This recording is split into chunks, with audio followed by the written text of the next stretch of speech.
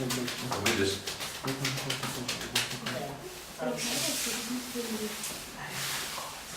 all right. Yesterday I gave you a little bit of homework. Хорошо. Вчера я дал вам небольшое домашнее задание. Yes? Да? Okay, did you make a list? Написали ли вы список?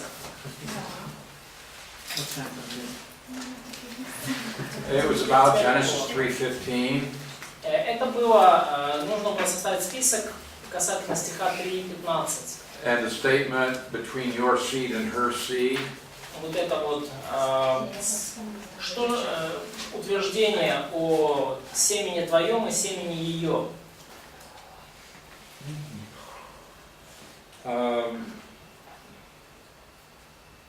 Okay, so if we look at this, then we can understand why God is not simply talking to the serpent, but to the power behind the serpent. И когда мы смотрим на это, то мы понимаем, почему Бог говорит не только змею, но и силе, которая управляла змеем.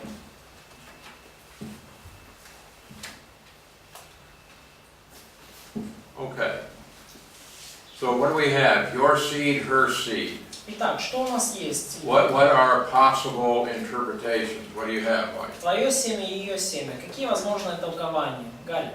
Ну, оскільки це проти Євангелія, то її насіння це тільки Ісус Христос. Because it's proto-evangelion, so her seed is definitely Jesus Christ. А твоє насіння, так, якщо це в множині слово, тоді має два варіанти. Гріх, от, друге смерть, ну, і плата за гріх. Because about your seed, my options is sin or death. Wait. Are you saying that sin or seed equals sin and death? То есть еще раз, скажи четче и медленнее, что ты хотела сказать. Просто скажи, что это. Итак, спокойно, не бойся. I didn't understand. I want to Он не understand what you понял, said. немножко неправильно. Может, я неправильно перевел, а он не понял. Гріх. То есть семя твое – это грех, да? Ага, и? Як смертник, плата за гріх, як наслідок. So, her point is that your seed is sin and death at the penalty for sin. Якщо одне нам, тоді як може бути. And maybe Antichrist. Якщо одне нам. Якщо це слово в однині стоїть. Ну, якщо слово твоє насіння в однині, то тоді може... And if it's singular, then maybe it's probably your seed is one Antichrist. Okay.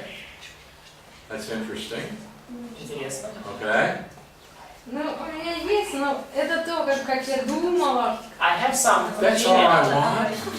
That's how I think it. Это именно то, что мне надо. Окей, первое. Сатана и Израиль. Satan and Israel. Okay. So you're saying your seed is Satan, her seed is Israel? То есть ты говоришь, твое семя это сатана, и ее семя Израиль. Okay. Второй вариант – сатана и церковь. Second is Satan and church. So her seed would be the church. То есть ее семя это церковь. Может быть. Maybe. That's all we're looking for here is possibilities. Но это все пока что нам нужно. Это вот варианты. Бесы и верующие. Also, it's possible about the demons and believers. Demons and believers. Okay. Хорошо. Антихрист и Христос. Antichrist and Christ. Okay. Фарисеи и Иисус. Pharisees and Jesus. Satan's, so the seed of the serpent then would be Pharisees. Yeah. Yes, потому что Иисус Христос говорил, вы дети дьявола. Because Jesus said that you are children of devil. Okay. И Христос. И последнее – неверующие и верующие. And last is non-believers and believers. All right. У мене таке дуже банальне. Між зміями і жінками. Так. І So, мене все так. her first option is serpents and women. Так як Okay. That's excellent. Отлично. зміями і всіма просто людьми. Serpents and the whole people, the whole humanity. Просто Okay. Між сатаною і жінками. Satan and women. Women. Тільки жінками. Only women. Okay. З сатаною і всіма людьми. Satan and all people. Okay. Ну і як в образі змія всі тварини, там дикі звірі, і в образі жінки всі люди. And the serpent as a representative of all animals, and the seed of woman is representative of all mankind. Animals versus That's mankind. interesting. З сатаною і Євою, ну тобто тільки з сатаною і з Євою її як дітьми тільки. Її. And Satan and Eve, and so only her child, Okay. only her children. Okay. So that's All right. Неверующие и верующие. non-believers and believers, Okay. Антихрист и Иисус. Antichrist and Jesus, Okay. В буквальном смысле тоже змеи и люди. literally serpent and people. People.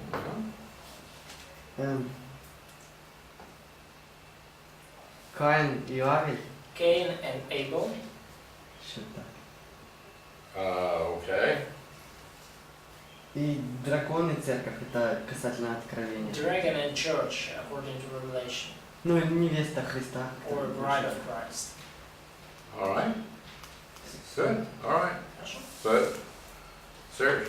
Сергей, У меня похоже. I have Антихрист, something similar. Антихрист и Христос. Antichrist and Jesus, Сатана и Христос. Satan and Christ. Ну еще один момент, то что когда это дело, ну очень очевидно, что семя жены это только Христос, потому что в Галатах написано. One more moment, it's because of Paul's explanation in Galatians, we know for sure that the seed of a woman is Christ. Mm-hmm. Paul То есть explained it in больше Galatians. можно вариантов только к семени змея. So we Что have это может more быть. options about seed of serpent, or seed of Satan, but not so Да, many ну options. только, семя жены, можно воспринимать, как потомки, которые, ведут к Христу. And we can see seed of woman as all descendants of Eve who are in Jesus' genealogy. Вот. Тоже сатана и Христос. Satan and Christ, Вот. Неверующие и верующие. non-believers and believers. Okay. Вот. All right. Well, Семенем твоим у меня, то есть неверующие, как дети дьявола, Your seed as non-believers, as children of devil, okay. и ангелы тьмы, то есть and бесы. angels of darkness. Которые что? Бесы, которые. Demons, angels of darkness. Mm-hmm. И семенем ее Иисус Христос и дети Божьи. And her seed is Jesus Christ and children of God. Okay. Семя жены, первое, это, конечно, Иисус. Seed of woman is, of course, Jesus, first option. Верующие люди, Божий Believers, народ. God's people. Ну а семя дьявола это антихрист, можно взять. And seed of woman is Это Antichrist, согласно второму Фессалоникийцам. according to 2 Thessalonians. Сыны погибли. Sons of death. Somewhat. Даже, Sons of death. ну, то есть с Иоанна 8:44 неверующие люди. Non-believers, according to John 8:44. Ну, также по притче можно взять хлебные на Божие имя. And according to the Jesus parable, we can tell that it's about seeds and weeds on a field. Okay. А в мене священники та садукеї, дивлячись з місця Матвія 3:7, там говорить роди змії. Священники та садукеї, согласно Матвія 3:7. According to Matthew 3:7, это дети семя. Там роди зміїни. That's a quote from John the Baptist, and it's how he addressed priests and Pharisees and Sadducees, calling them the sons of snake. Sons of snakes, yes. А потім люди, не спасені, невіруючі, тому що там написано, що вони unsaved people and non-Christians, because they are called as children of devil, Антихрист теж. Antichrist. І зі сторони її це діти Божі, бо там навіть написано в Івана, 1 Івана 3:9, що насіння його, в ній буває насіння. And about the heresy, that first it's children of God, because it's written in 1 John 3:9, 1 Івана. that the believers are his seed, І Ісус Христос. and Jesus Christ. Okay. Now, this exercise И это упражнение is very good, and it's something that you need to think about when you come to a portion of Scripture. Оно очень хорошо и полезно, и вам нужно думать о нем, когда вы приступаете к очередному отрывку Писания. And you realize that there is more than one possible interpretation, И вы, or, yeah. когда вы осознаете, что есть более чем одно возможное толкование, And you don't know which it is. и вы не знаете, какое правильное. The thing to do is to begin to make a list of the possible variants. И очень полезно в таких случаях делать список возможных вариантов. For example, there are at least 7 different baptisms that are found in the New Testament. Например, в Новом Завете можно найти порядка 7 различных крещений. So you read a particular verse and it has baptism in it, and you don't know which it is. И вы там встречаете в каком-то определенном стихе слово крещение, вы не знаете, что же это такое. So you make a list of all of the possibilities. То есть какое конкретно крещение. И вы составляете список возможных вариантов. So when you get something, for example, like Romans chapter 6, И, например, когда вы натыкаетесь на что-то, ну, например, к Римлянам 6 глава,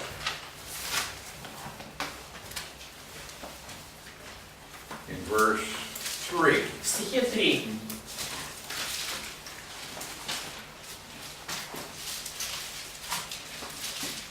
Неужели не знаете, что все мы, крестившиеся во Христа Иисуса, в смерти Его крестились? Now, what kind of baptism is this? Так какого рода крещение здесь? How do you know? Spiritual baptism. How do we know? Откуда мы Maybe можем it's знать? water baptism. Most churches teach that this is water baptism. Может, это водное крещение. В большинстве церквей учат, что это водное крещение. Потому что написано все. Because it's written Человек может all. быть верующий и не принять водное крещение. But a person could be believer, but could be believer without going through water baptism. И контекст. Он не говорит, здесь не говорится о водном крещении. And the context is not saying about the water baptism. Well, that's true.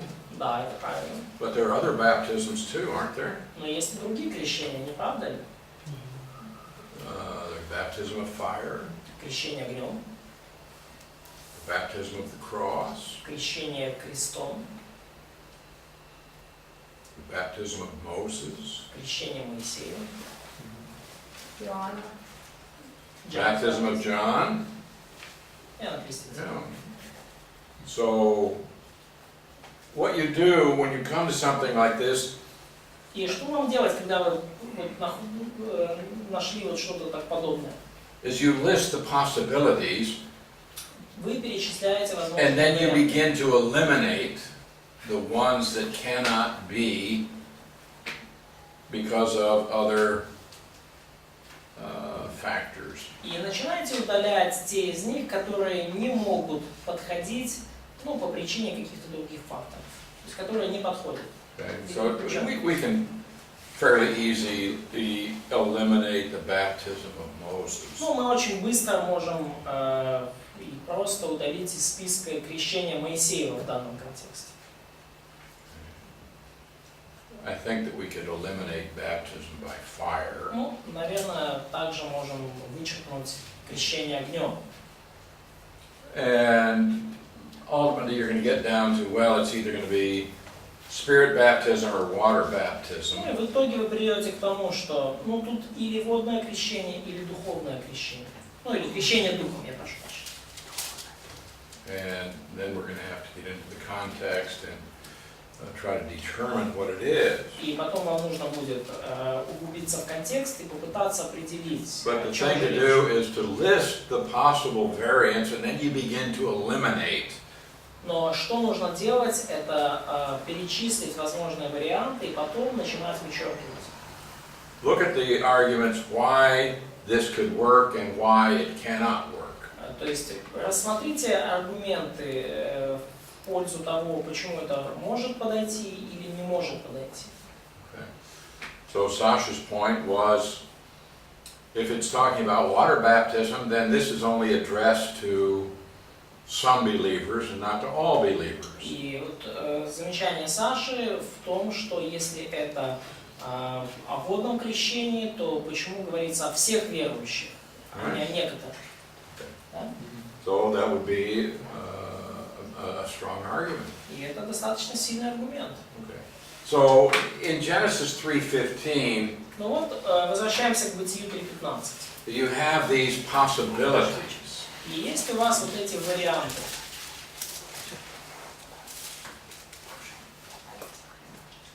And we begin to look at related scriptures. И мы начинаем смотреть на списания разные, связанные с этим. To validate an interpretation or to eliminate it as a possibility. Чтобы подтвердить какое-то толкование, либо вычеркнуть, если оно не подходит. Okay, so we see that there is going to be seed of Satan and seed of woman. И мы видим, что будет, речь говорится о будущем семени сатаны и семени жены. Okay, and we had several suggestions about the seed of the devil here.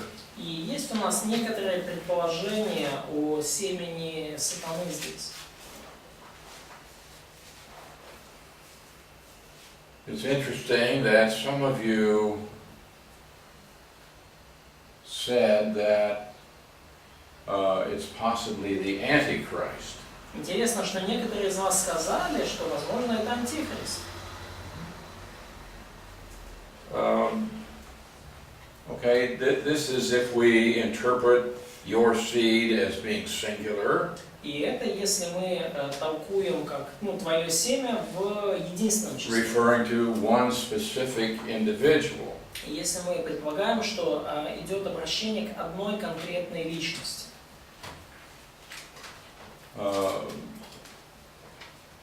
So this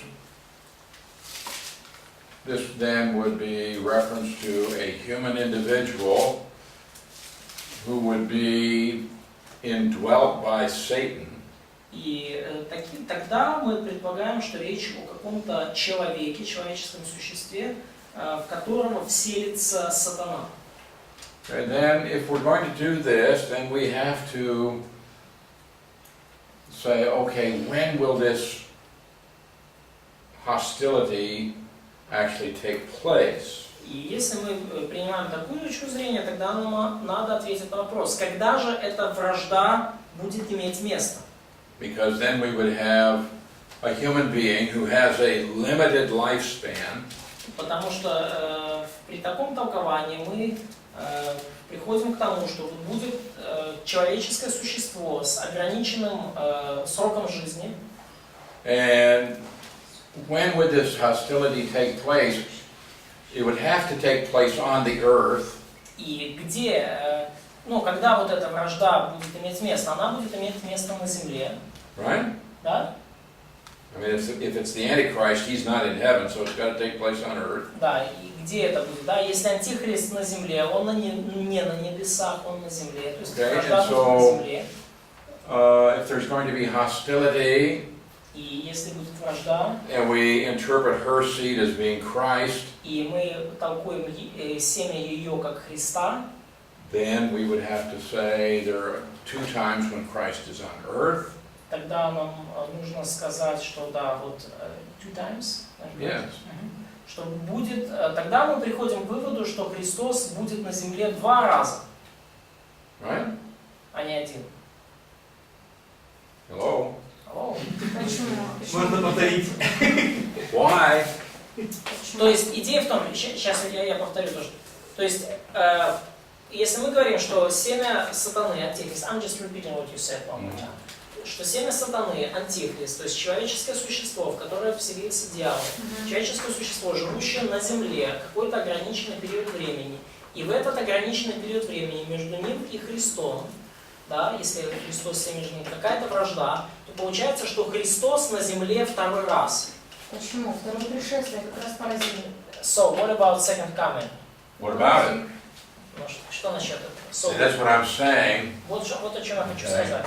So, when we look at history from the divine viewpoint, Когда мы смотрим на историю с божественной точки зрения, we have Genesis 1 through 11. то есть период там, описываемый Бытие 1.11, And this would be the age of the Gentiles. и это мы называем век язычников. Then we have, beginning with Abraham in Genesis 12, we have the age of Israel. И начиная с Бытия 12 главы у нас начинается век Израиля. And then Christ comes into the world. И вот Христос приходит в мир, Okay, and because Israel rejects Christ as their Messiah, поскольку Израиль отверг Христа как своего Мессию, God temporarily interrupts his plan for Israel, Бог временно прерывает, замораживает свой план для Израиля, and we have the insertion of a new agency on the earth. и у нас есть такая вставочка в историю, новое явление на земле, That's the church. называемая церковь.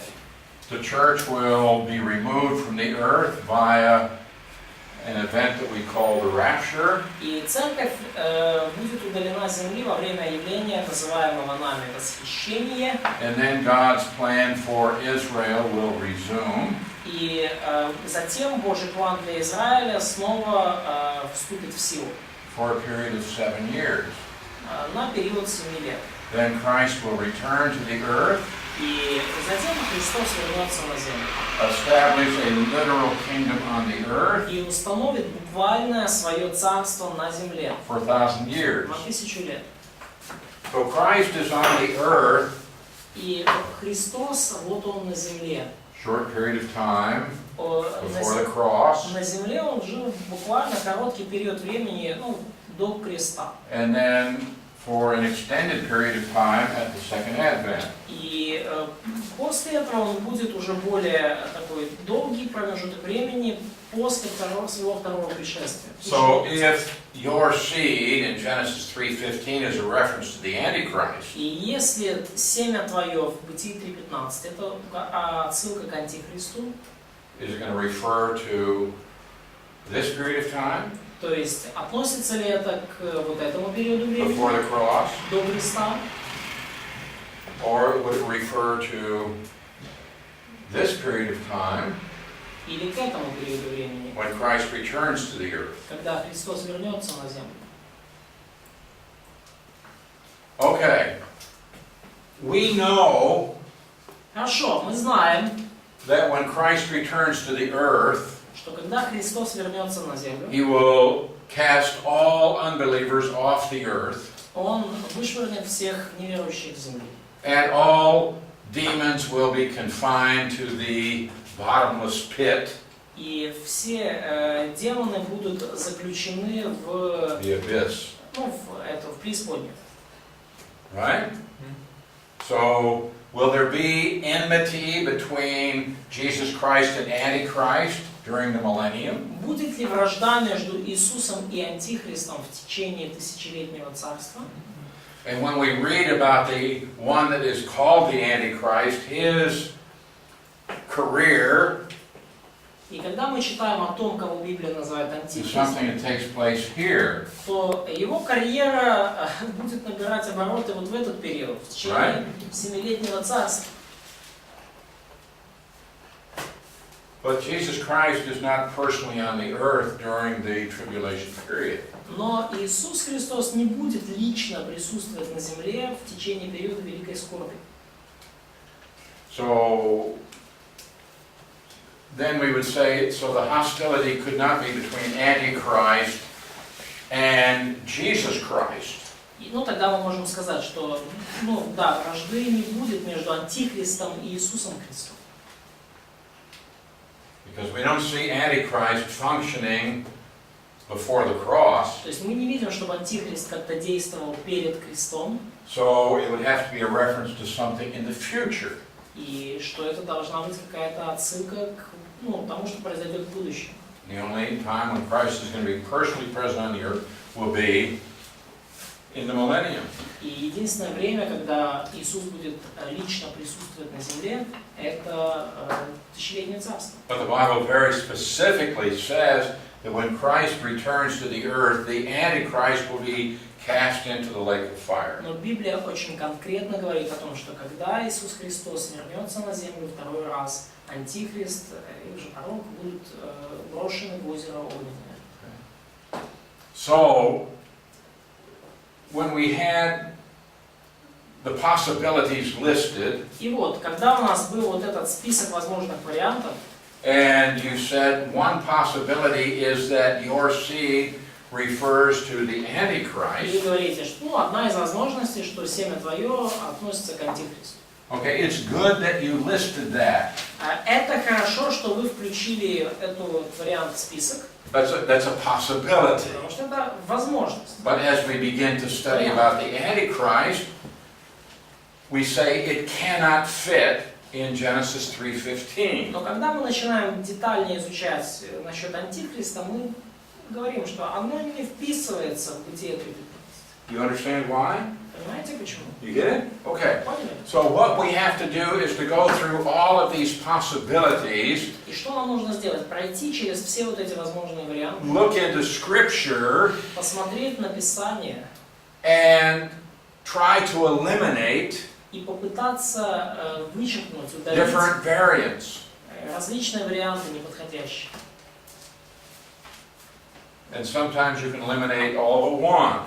И порой вы удаляете все, кроме одного варианта. If you're left with two, then you've got a problem. Но если вы удалили и у вас осталось два, вот тогда проблема. And sometimes that happens. И порой это случается. There's some passages that say, I don't know. И насчет некоторых отрывков вы можете только сказать, я не знаю. And one might seem more reasonable because of my theology. И может быть какой-то вариант мне кажется более достоверным из-за моего богословия. But I can't prove it from Scripture. Но я не могу доказать это Писанием. And that's honest. И это честно. But we have to do the study. We cannot assume that one thing is right until we do the study. Но нам нужно проводить изучение. Мы не можем предполагать, что что-либо является истиной до того, как мы провели такое изучение. And please do not guess. И, пожалуйста, давайте обойдемся без догадок. Oftentimes I'll ask a question, just off the top of the head, somebody comes up with some answer. И я порой задаю вопрос, и кто-то вот просто так из головы сразу вот какой-то бросает ответ. Okay, if you're just going to speculate, Если вы хотите просто, скажем так, поспорить, or you're going to make попредполагать, a list of the possibilities, then okay. или вы хотите просто какой-то список вариантов составить, тогда нормально. In which case you should say one possibility would be. И в таком случае вам надо просто сказать, один из возможных вариантов это вот то-то, то-то. And then you begin to study and you'll say, but that won't work because. Но потом вы начинаете изучение и говорите, это не сработает, потому что... Okay, so what I want you to understand from this little exercise Что я хочу, чтобы вы поняли из этого маленького упражнения? is that oftentimes it's not an easy answer and you have to do some work что очень часто ответ не так уж просто найти, и вам придется потрудиться. And you cannot have two interpretations for the same verse and both of them be right. И не может такого быть, что у вас два толкования на один стих, и не может такого быть, что они оба правильные. Some people say, well, there are actually two interpretations. Ну, некоторые люди говорят, ну, вообще-то есть два толкования. No, Нет. there's only one interpretation for any passage. Для каждого отрывка в Писании есть только одно верное толкование. Now, there may be many applications, Ну, конечно, может быть много применений, but only one interpretation но will be толкование correct. только одно будет верным. Okay, let's look at Genesis 3:15. Хорошо, давайте рассмотрим Бытие 3:15.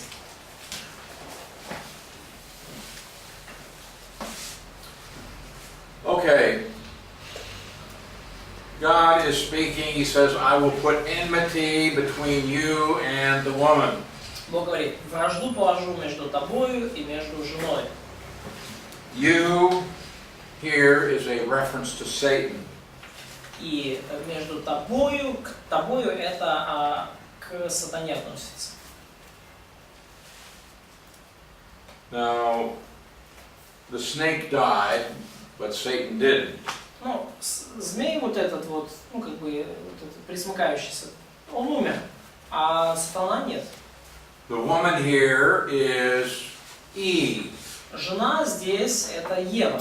Not all women, but Eve. Не все женщины, ну как в целом, а конкретно Ева. So there's going to be conflict between Satan and Eve. И таким образом будет конфликт между Евой и сатаной. Now we have the interesting expression between your seed and her seed. И вот теперь интересное выражение между семенем твоим и между семенем ее. Okay. Now what did we discover yesterday about seed? Ну вот, и что мы вчера с вами обнаружили по поводу семени? Sometimes it's singular, Иногда оно используется как в единственном reference числе to one individual. и относится к одному конкретному человеку. Sometimes it's collective, referring to a group of people. Иногда оно используется в множественном числе, в коллективном смысле и обозначает группу людей, потомство. Now, he says here that there will be enmity between your seed and her seed. И говорится здесь, что будет вражда между семенем твоим и семенем ее. Your seed, I believe here, is used in a collective sense for unbelievers who are hostile toward God. И я думаю, что семенем твоим здесь используется как в коллективном смысле, говоря о всех неверующих, которые ожесточены по отношению к Богу. Satan does not have seed as such. У сатаны как такового, нету буквального семени, потомства.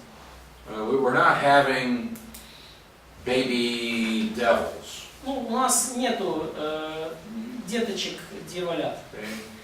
There aren't any demons being born today.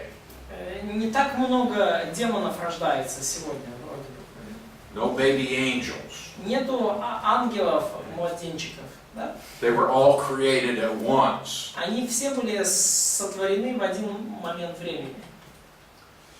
So Satan does not have literal descendants. Потому у сатаны нету буквальных потомков. So also there are those who believe that the Antichrist will be a literal descendant of Satan. Есть люди также, которые верят, что Антихрист будет буквальным потомком сатаны. Did you ever hear about a movie called Rosemary's Baby? Помните, может быть, кто-то читал или смотрел фильм «Ребенок Розмари»? Never heard of that? Well, it was a very well-known film before you were born. Этот фильм был очень известен до того, как вы все родились. And the thesis of the film was that Satan had sexual relations with a woman, Идея фильма в том, что у сатаны были сексуальные взаимоотношения с женщиной, and she would have this baby who would be the Antichrist. и она зачала ребеночка, который, ну, в общем-то, которому суждено стать антихристом. Now this would mean that there would have to be a child of Satan born in every generation if he's going to oppose Christ during the tribulation.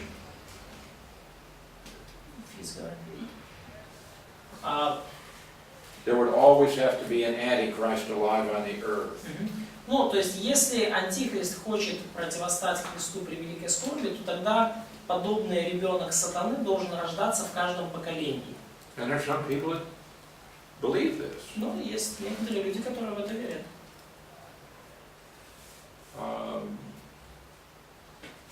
But I don't believe that Satan has that kind of seed.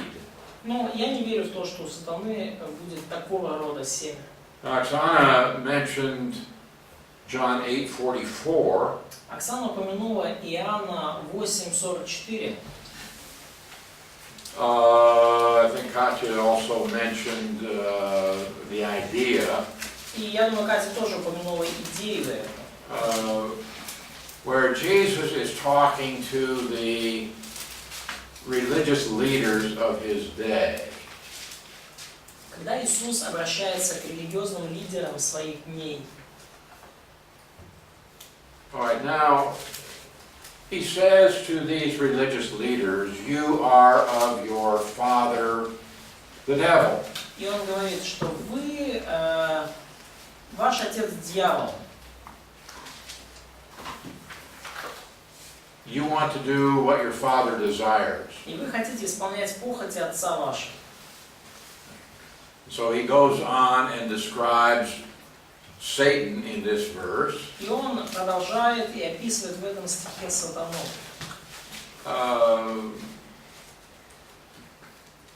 And so he's saying, you are doing the works of your father.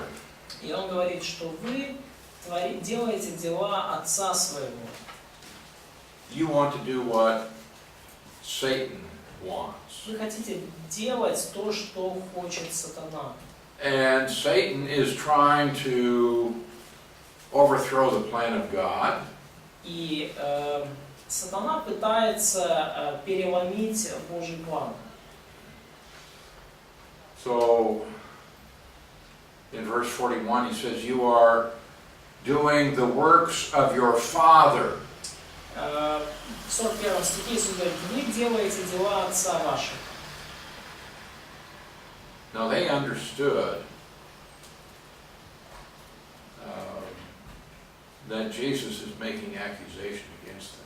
И они поняли, что Иисус высказывает им обвинение.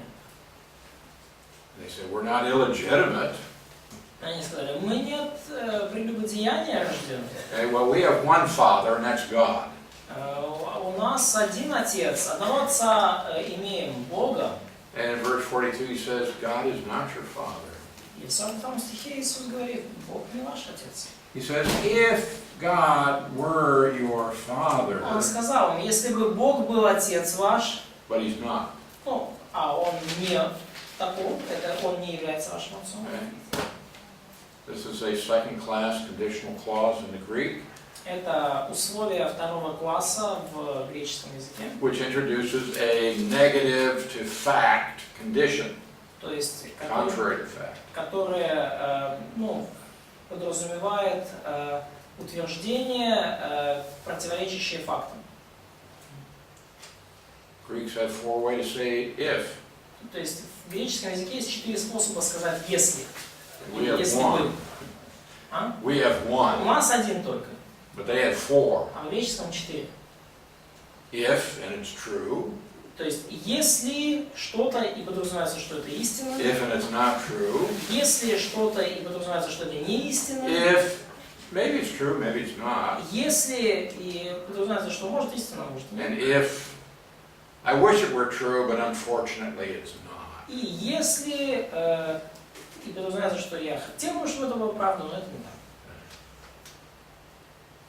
But here he's saying, if God were your father, but he's not. И здесь именно условия второго класса, и он говорит, если бы Бог был отец ваш, но он нет, он не ваш отец. But if he were, you would love me. Но если бы он был, то вы любили бы меня. And he said, your father is the devil. И он говорит, ваш отец дьявол. So he's talking here in spiritual terms, obviously. То есть, и он говорит здесь, очевидно, в духовных терминах, он говорит о духовной реальности. So I believe that just as John called the religious leaders the offspring of snakes, И я верю, что подобно тому, как Иоанн Креститель назвал религиозных лидеров змеиным отродьем, или порождение ехиднего, obviously this is a figure of speech. ну, очевидно, что это как бы образное выражение. It's an insult. Это оскорбление. And you have the characteristics of the snakes. И что он таким образом хочет сказать, что у вас есть определенные черты змей. So I don't think that's the best verse to use to try to substantiate your position. Ну, я не думаю, что это лучший стих, который надо использовать, чтобы как-то обосновать вашу позицию. But I think John 8 is very strong. Но я думаю, что Иоанна 8 глава это очень сильное утверждение.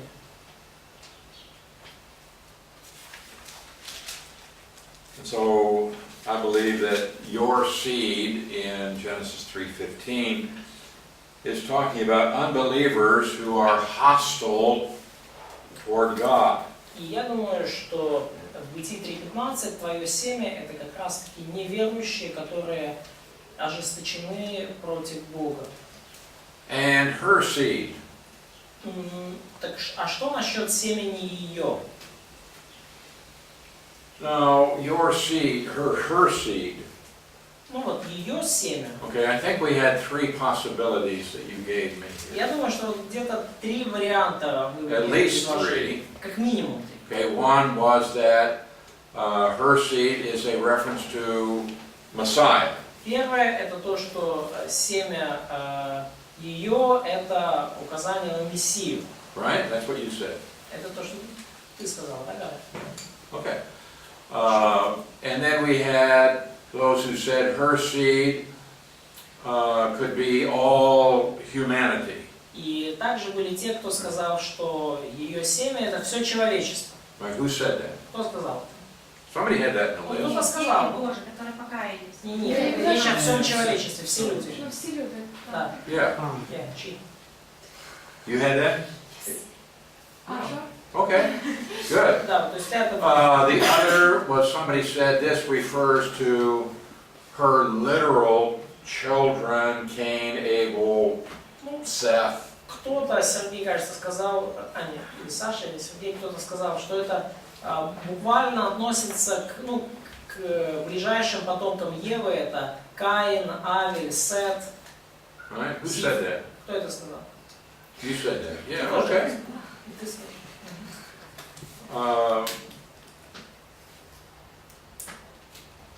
Okay. These are all possibilities.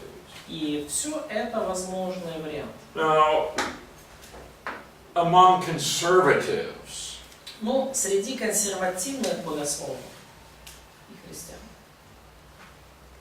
we have two primary schools of thought.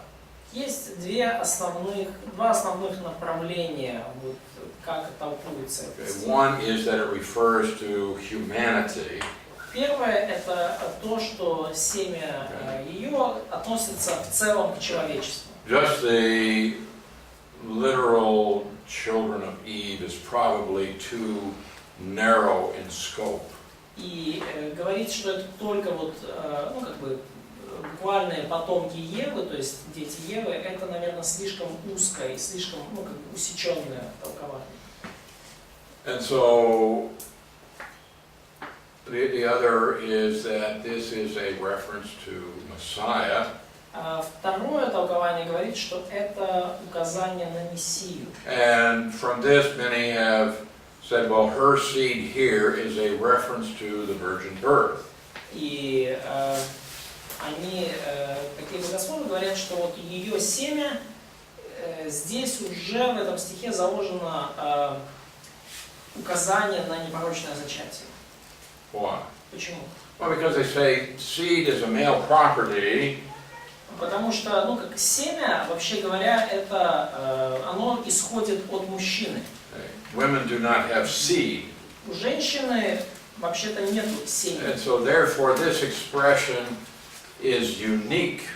И потому выражение это само по себе уникально. Nowhere else in the Bible do we have any reference to her seed. Нигде в Библии больше нету упоминания о ее семени. And so there are those who say this is unique, and because seed in the Bible is always reckoned according to the man and not to the woman, this must refer to the virgin birth. И люди говорят, такое упоминание, да, вот семя жены, оно уникально. Везде в Библии семя относится к мужчине, да, семя такого-то, такого-то, и потому здесь уникальный стих, указывающий конкретно на непорочное зачатие.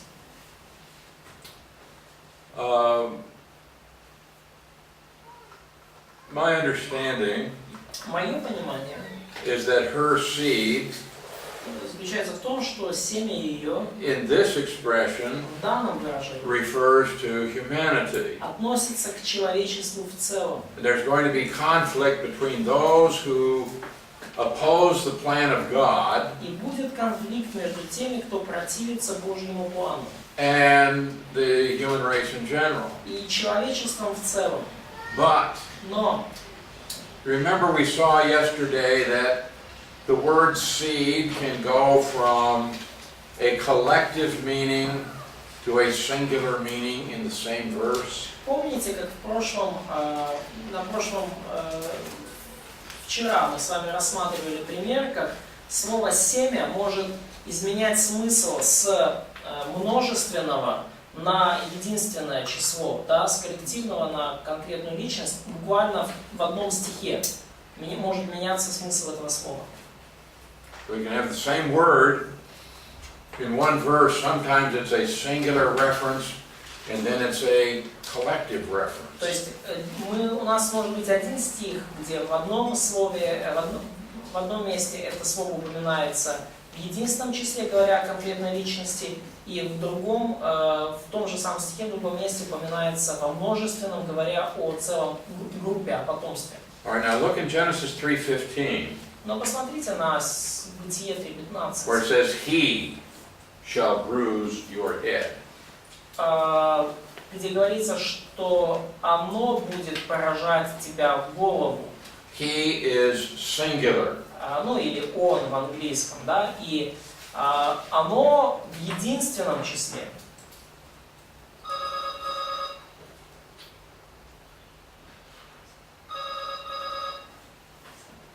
You don't have that. No. We We have, have it yep. But because seed in because it's okay. in Russian is eat. Можно вопрос?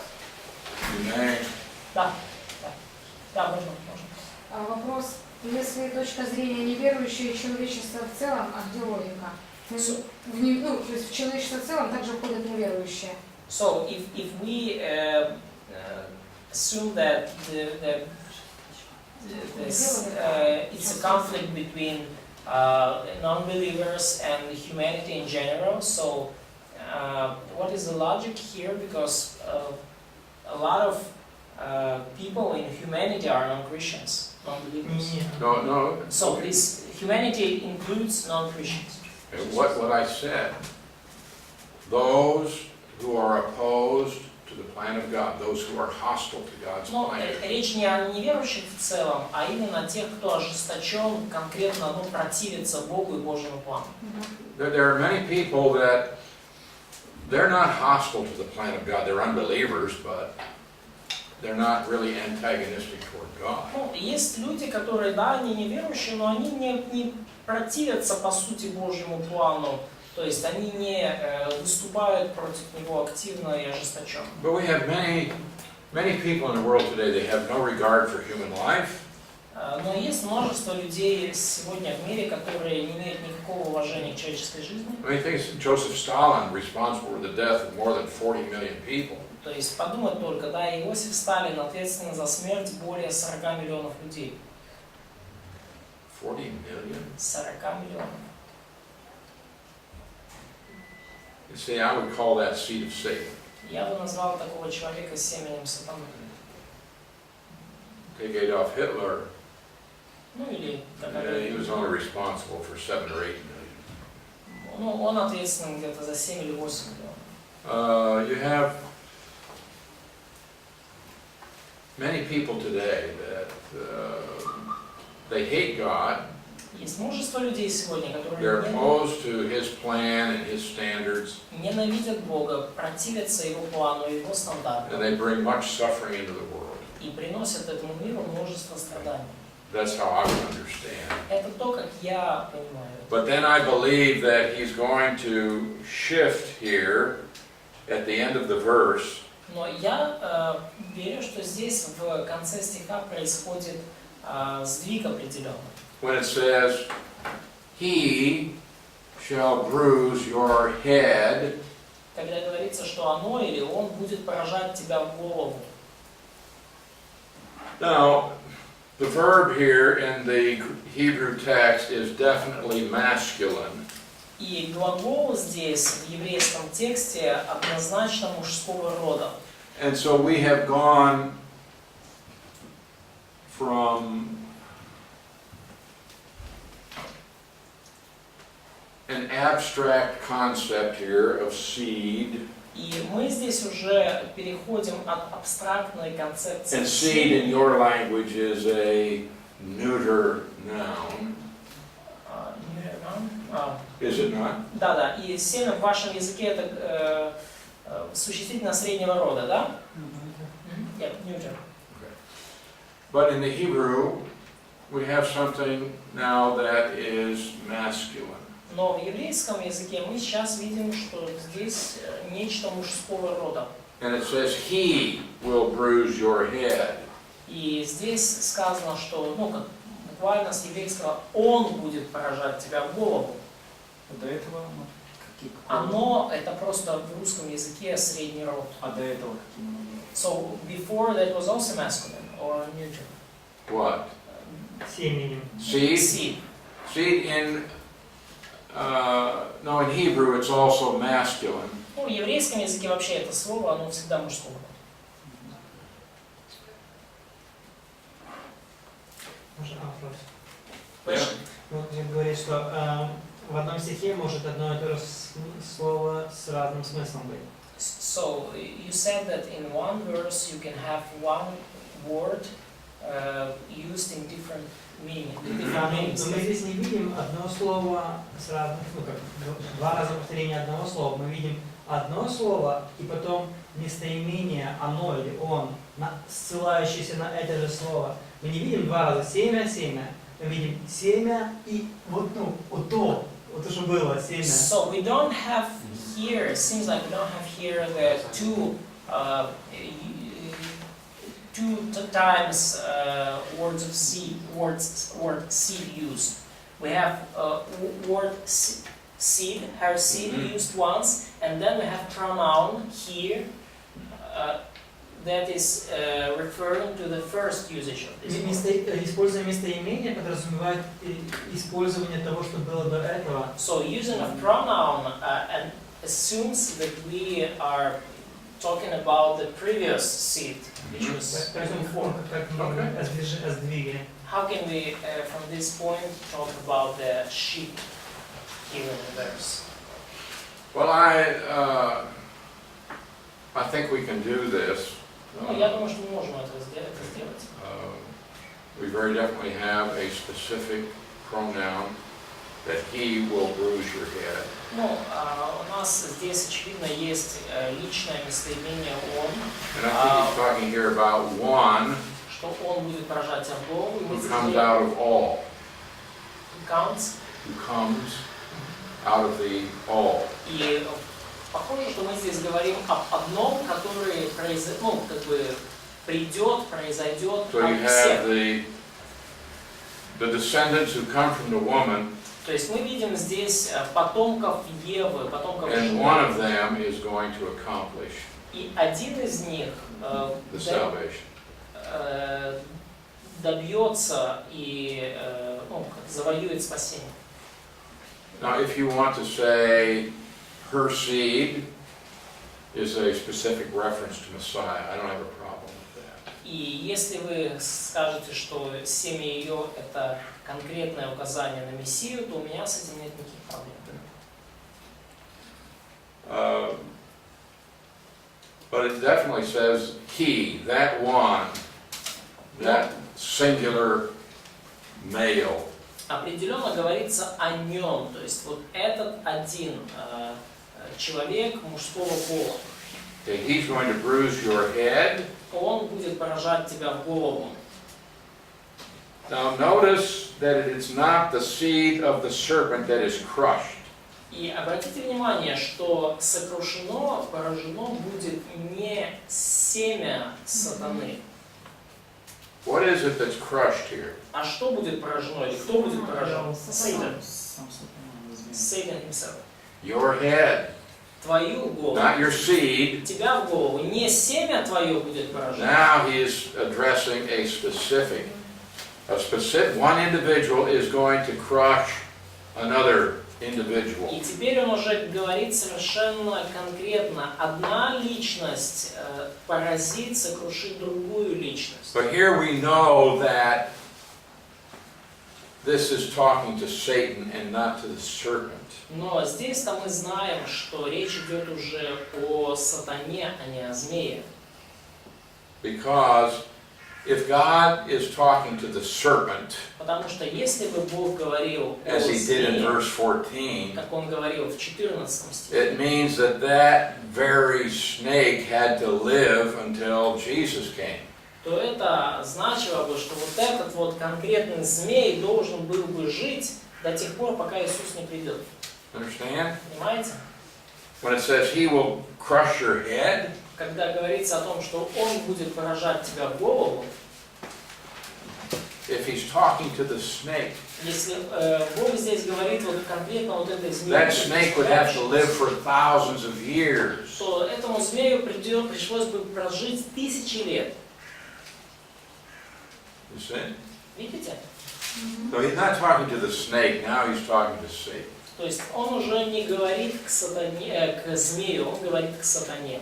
So he, Итак, он, singular seed of the woman, конкретно в единственном числе reference to the семя жены, Messiah, указывающее на Мессию, the one who would undo the penalty of sin and defeat Satan. тот, кто примет на себя наказание за грех и поразит сатану, He will bruise your head. он поразит тебя в голову. But you, Но ты, reference to Satan, и здесь отсыл говорится к сатане, will bruise his heel or crush his heel. ты будешь жалить его в петлу. And again, we have his heel, singular, И опять же здесь мы видим пята в единственном числе, reference to Christ. и относится вот это к Христу. Okay. Можно немножко разъяснить слово «поражать» и «жалить»? Что это значит? Can you explain more the difference between words crush and strike? No, Нет? same word. I don't know if you have a different word in your text. Не знаю, это одно и то же слово, потому что я не знаю, по какой причине оно у вас разное. Oh, you have a different word, don't you? Вы... Значит, убивать? Oh, okay. Let's talk about that. Хорошо, давайте об этом поговорим. I cannot explain the difference because there is no difference. Я не могу объяснить разницу, потому что разницы нету. We have the same Hebrew word И есть здесь в обоих случаях одно и то же еврейское слово. used for both of them. Оно использовано в обоих, и в обоих случаях. Exactly the same Hebrew word. Совершенно одно и то же еврейское Now what слово. has happened is this. Но вот что случилось. Don't you dare laugh at my artwork. Не смейся, пожалуйста, над моим художественным. Это змея? Yes. Snake. Вот змея. Змею. Now we have, oh boy. Okay? We have a heel. Ну и вот у нас пятка. And the picture is Ну и какой образ здесь? that the heel will come down on the head of the snake and crush it. Что пята, вот, короче, эта пятка, она наступит змее на голову и сокрушит ее, So the раздавит. idea is that stomping on the head of the snake will kill it. Что идея в том, что вот эта вот, как бы, пята наступит на змею и убьет ее. A fatal blow. А? Fatal, bringing death. Смертельный удар, да. But many have said, but the strike to the heel Но многие говорят, что укус в пятку might be painful, but it's not fatal. может быть болезненным, но он не смертельный. Is that what you have idea in your text? Есть ли эта идея в вашем тексте? Похоже, да. Ну, maybe. Жалит, то есть Да, поражать можно. несколько раз можно просто, как драка, похоже на драку просто. So it's possible to strike several times. So Мне кажется, жарить можно несколько раз, а Да, поразить поражать. один раз. А тут не написано паразит. Поражать. Поражать. Поражать, то есть это подожди. А чё, Это перевод не тот. о чем вы говорите в таком случае? So there is a, it seems like there is a shift. По одному, пожалуйста. Но тут еще, вы же смотрите, что в русском языке там написано как продолжительный процесс. Будет поражать Да. и будешь жарить. Это как что-то такое длинное, это не что-то про удар или укус. In Russian, Будет поражать. it make it harder because it seems like this crushing and striking is continuing action. It's not like one final По-украинскому blow. по-другому. Зітре просто. Зітре. Бо один раз. Okay, it's, listen, it doesn't, and here's why you need to learn to read the Hebrew text. И вот вас, почему вам нужно учиться читать еврейский Exactly текст. the same in both cases.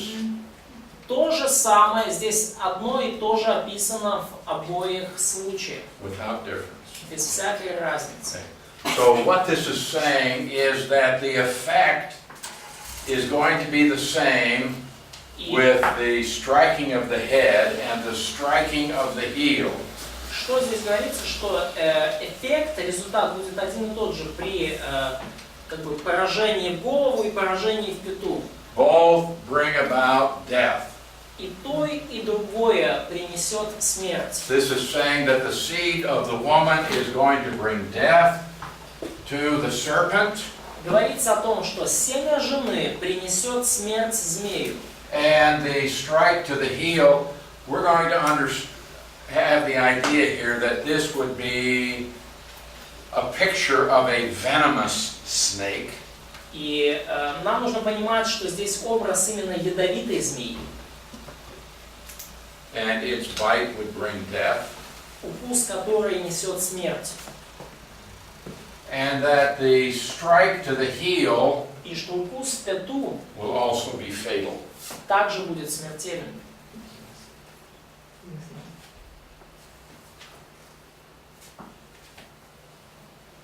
Now, if this is talking about Messiah, И если это говорится о Мессии, the heel of Messiah, о пяте Мессии, did he die? умер ли он? Да, как человек. Yes. Ну, Раз. Did Satan have anything to do with that? Как бы сатана вообще как бы к этому отношение имел какое-то? да. But look at Hebrews chapter 2, verse 14. Пожалуйста, Евреям 2 главу откройте, 14 стих. Yeah. Maybe bunch, but that's not, Читай. I get it. Евреям 2 глава 14 стих.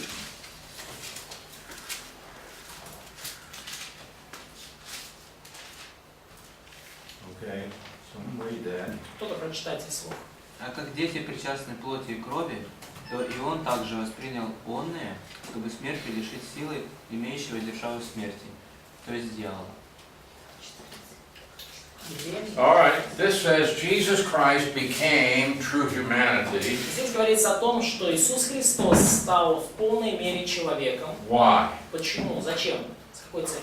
That through death, Чтобы через смерть, this is talking about his death on the cross. и здесь говорится о его смерти на кресте, Through death, чтобы через смерть he might destroy the one who has the power of death, он мог лишить силы или уничтожить того, кто владеет державой или силой смерти.